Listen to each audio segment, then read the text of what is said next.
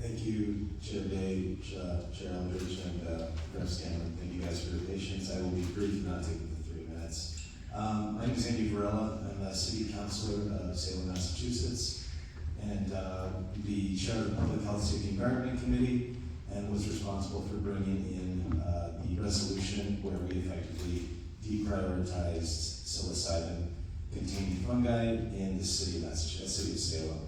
I wanted to be brief and just talk to you about why we decided to do this.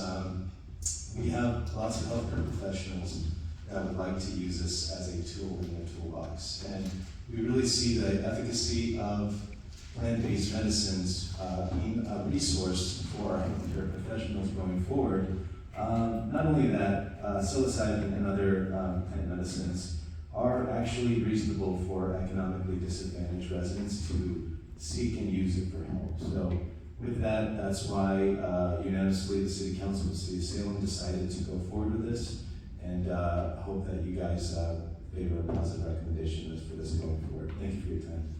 Thank you, Councilman. Thank you, Chairman Day. Thank you, Senator Eldridge, Chairman Eldridge, and the committee for this opportunity to share our stories with plant medicine. My name is James Davis, and I'm the founder of Base Staters for Natural Medicine. We are a grassroots volunteer group that has worked with 6 communities, including Salem, to allow adults to access this plant medicine.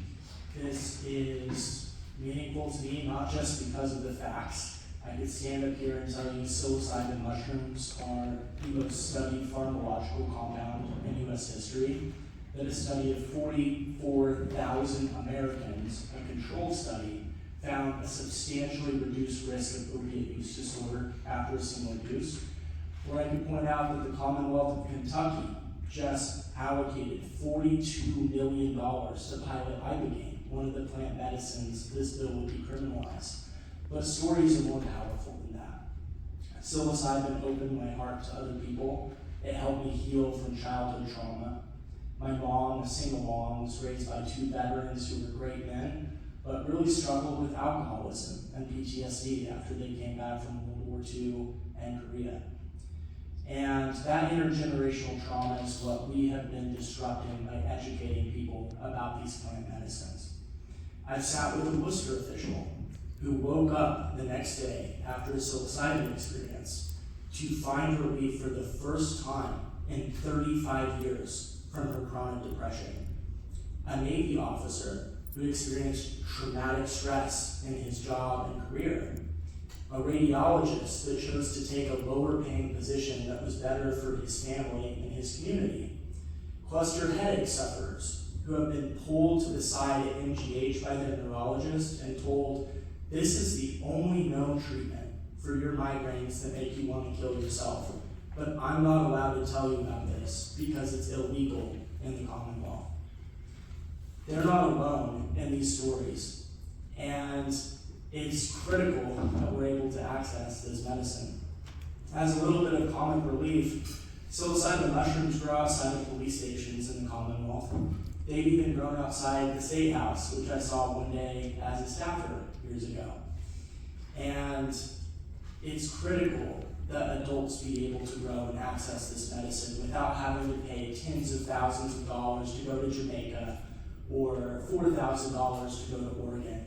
We have some of the most brilliant minds in addiction treatment and mental health and research right here in the Commonwealth, and this is a major opportunity for us to help our neighbors in need. By the end of this committee hearing, 8 of our neighbors in Massachusetts will have lost their lives to overdose. This can change everything. Good afternoon. My name is Alison, Sicard. Thank you, Mr. Chair, representatives, members of the committee, for the opportunity to give my testimony. For over 20 years, I was an educator in the Commonwealth of Massachusetts, serving as a behavioral interventionist and autism specialist.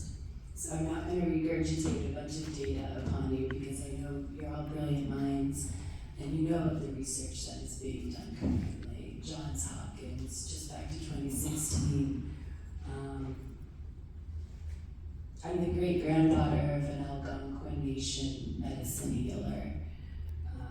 natural plant medicine has always been an integral part of my family and our way of healing each other. Preventatively, I've treated illnesses. But how I identify most is being a mother. I'm a mother to 2 wonderful children that I raised in Holyoke, Massachusetts. My son will be attending Bentley University. My daughter is currently struggling to just stay alive.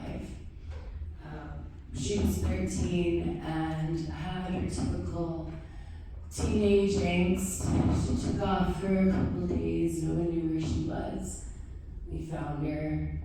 I called the police, I called DCF, some other people for all the help. They took her, to see, they put her in the hospital to see what was the cause of why she ran away, what was the matter. And they deemed that she was depressed and anxious. They started giving her psychotropic medications. She was protesting and calling me, crying at night, saying, "Mommy, I'm gaining weight, I don't feel good. I don't like my body, I'm having all these weird feelings." Subsequently, I had a minute left. She started cutting, she developed bulimia. She was on their antidepressant medications, and she hung herself in the bathroom of the residential group home. They were able to revive her at the hospital. But since she was 13, for the last over 4 years, I've been trying to just have access for my family to utilize plant-based medicine that we're familiar with, generationally medicine that is safe and that is deemed by the federal government to be effective for the which suffers from depression and anxiety. I just implore upon you, the last symptom that she told me she had, my 17-year-old daughter is lactating because of an antipsychotic medication that the Rogers ordered against my will for her to be put on.